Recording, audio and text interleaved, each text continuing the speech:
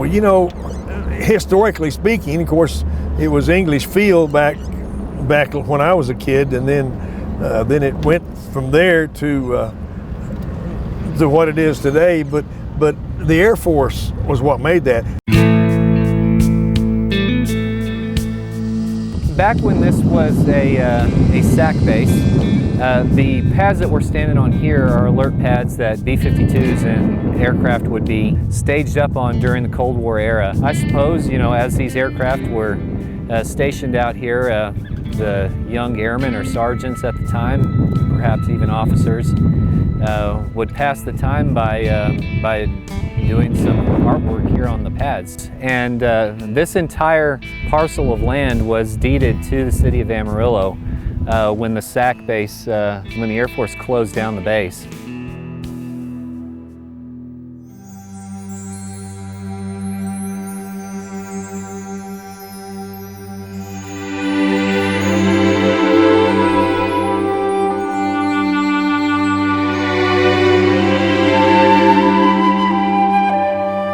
Amarillo Air Force Base, from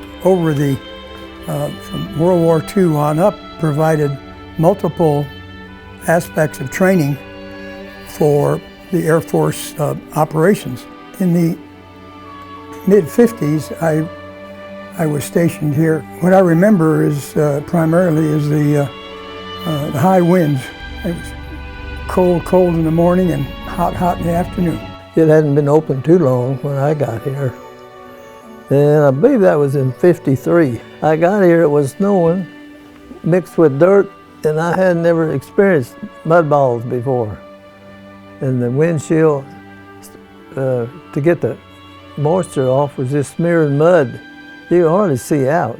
Mother and Daddy always said, don't mess with those flyboys. And so did all of our teachers and our preacher at church.